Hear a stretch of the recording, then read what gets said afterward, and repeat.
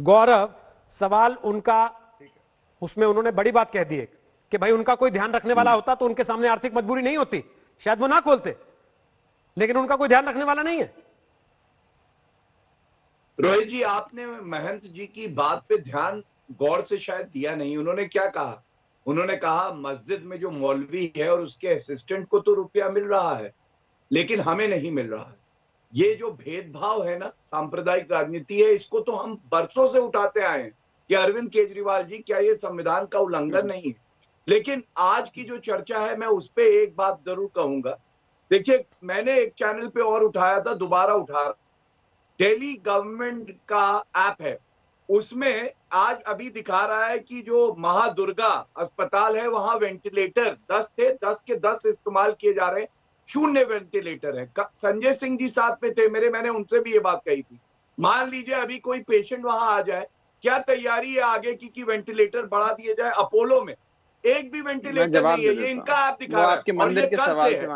दूसरी बात, अच्छा कोई बात नहीं राघव, एकदम से बौखलाया मत करिए, अपनी बारी में बोलिएगा। बहुत देर बोले और मैंने सुना, बीच में मत बोलिए।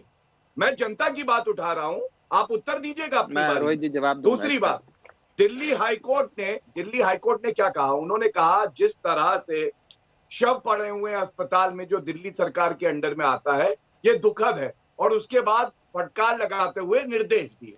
अब मैं कांग्रेस पे आ जाता हूं।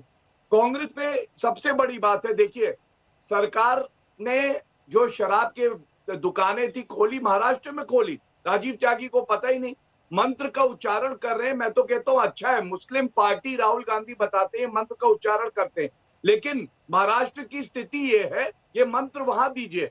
86,000 मामले हैं संक्रमण के, 34% पूरे देश के। दूसरी बात, जब तबलीगी जमात की बात आई, आपने रोहित जी कभी सुना राहुल गांधी ने एक टिप्पणी भी करी हो? अरविंद केजरीवाल जी ने तो फिर भी कह दिया था अपनी प्रेस कॉन्फ्रेंस में। कभी भी कांग्रेस पार्टी ने, राहुल गांधी ने नहीं कहा कि तबलीगी जमात ने संक्रमण फैलाया। और एक बड़ी बात कहता हूं, आप देखिए पूरे भारत में जो गाइडलाइंस है मेरे सामने है, प्लीज अगर ये बीच में बोलेंगे राघव, तो मैं भी पूरी बीच में इनके बीच में वो अपनी बारी का वेट कर रहे हैं, आप खत्म तो कीजिए ना जल्दी से। तो वेट कर रहे हैं, हर लाइन में खत्म तो कीजिए ना, बोलिए।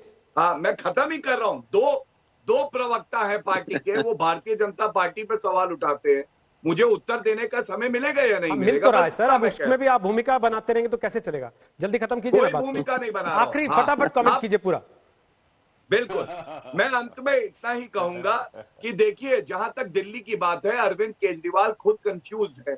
कुछ समय पहले तक वो कह रहे थे कि विदेश से भी अगर भारतीय आ रहे हैं, चाहे उत्तर प्रदेश का हो, बिहार का हो, तमिलनाडु का हो, मैं चाहता हूं कि अभी हो गया तो बताएं रोहित जी। आप गैर संवैधानिक बात करते हैं कि अगर एक मरीज है तो उसको हम दिल्ली सरकार के अस्पताल में नहीं आने देंगे। गौरव जी, ये अलग विषय है ना, ये तो हम इसको हम लगातार डिस्कस कर रहे हैं 2 दिन से ना।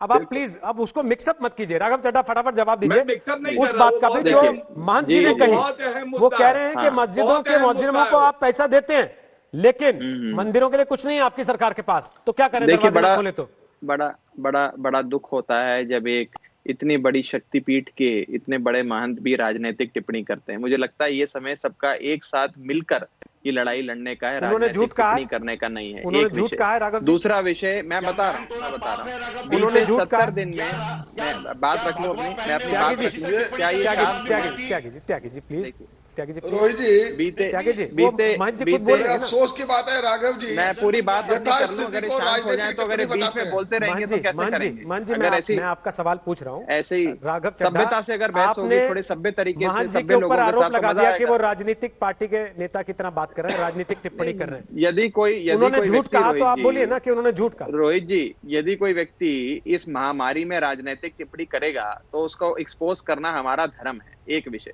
दूसरा विषय, क्या अरविंद केजरीवाल जी की सरकार ने आपदा प्रबंध में दिल्ली में 1 करोड़ से अधिक लोगों को राशन नहीं बांटा?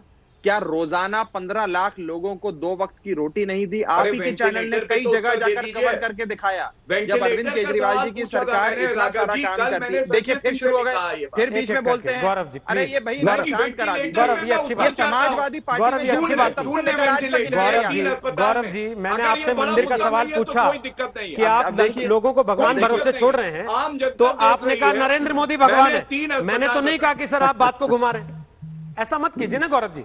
हर आदमी, हर राजनीतिक पार्टी का प्रवक्ता वो क्या करता है आप भी जानते हैं, मैं भी जानता हूं, देश की जनता भी जानती है। फिर आप मेरे मुंह से बुलवाना चाहते हैं। मैंने आपसे पूछा, आपने जनता को भगवान भरोसे छोड़ दिया, आपने कहा नरेंद्र मोदी ईश्वर है इस देश के।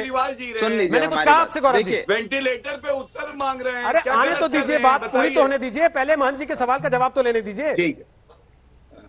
आप भद्रता से बात, और अगर वो बिना जवाब दिए जाएंगे तो वो भी जनता नोट कर लेगी ना कि ये बिना जवाब दिए गए। हर बार बोले थे वो, प्लीज गौरव जी आप या तो कहिए कि मैं बदला लेना चाहता हूं कि वो बीच बीच में अपना समय याद दिला रहे थे कि मुझे चाहिए, कोई बदला नहीं लेना तो फिर चाहता, प्लीज सुन लीजिए, तो फिर सुन लेते हैं, सुन लेते हैं प्लीज। राघव फटाफट पूरा कीजिए, फिर राजीव जी वेट करें और डॉक्टर साहब के पास मुझे उतना ही समय दे दीजिएगा जितना गौरव जी को दिया था। गाजियाबाद के अंदर कल एक 8 महीने की प्रेग्नेंट लेडी मर गई एम्बुलेंस में, क्योंकि गाजियाबाद के एक भी अस्पताल ने उसे दाखिला नहीं दिया। मेरठ के अंदर 30 घंटे तक एक मरीज यूपी सरकार के अस्पताल के बाहर रहा और उसने दम तोड़ दिया क्योंकि दाखिला नहीं मिला।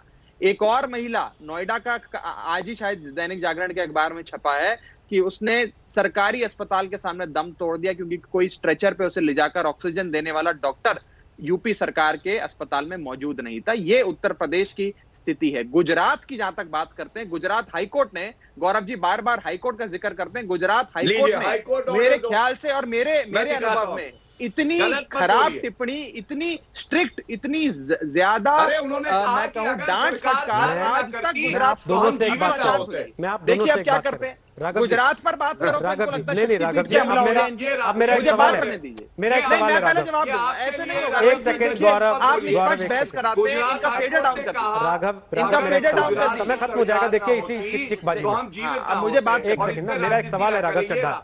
अच्छा मैंने मान लिया, मैं अगर 1% को मान लूं कि महाराष्ट्र का आंकड़ा आपसे कहीं ज्यादा है, गुजरात का आंकड़ा आपसे कहीं ज्यादा है, गुजरात में डेथ सबसे ज्यादा हो रही है, तो हमें खुश होना चाहिए दिल्ली में कि कोई बात नहीं, एडमिशन तो नहीं मिल रहा, जान तो नहीं जा रही, कम से कम दिल्ली में तो सबसे कम लोग मर रहे हैं।